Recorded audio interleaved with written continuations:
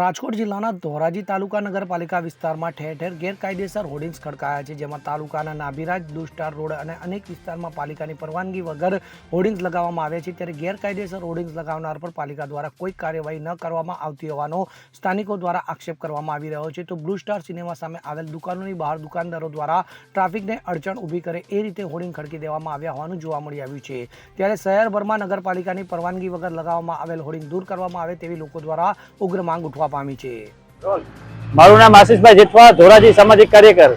આજે ધોરાજીમાં અનેક વિસ્તારોમાં અને બજારોમાં જે ગેરકાયદેસર હોર્ડિંગ લગાડેલા છે એ હોર્ડિંગોને તાત્કાલિક દૂર કરવા જોઈએ। અમુક હોર્ડિંગો તો એવા છે કે ટ્રાફિકની સમસ્યા પણ બને છે, લોકોને આવવા જવામાં પણ તકલીફ થાય છે। એવા ટ્રાફિકના વિસ્તારોમાં જે હોર્ડિંગ લાગેલા છે, એટલે જે ગેરકાયદેસર હોર્ડિંગો લાગેલા છે એને જવાબદાર તંત્રો દ્વારા કાયદેસરની કાર્યવાહી કરીને તાત્કાલિક દૂર કરવા જોઈએ અને જે ગેરકાયદેસર જે હોર્ડિંગો લગાડે છે એના ઉપર તંત્ર કાયદેસરની કાર્યવાહી કરવી જોઈએ।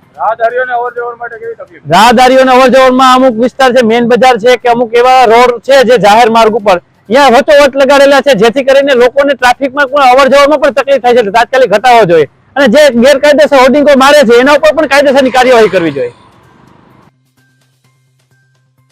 વિમલ સોંદરવા સાથે CN24 ન્યૂઝ, ધોરાજી।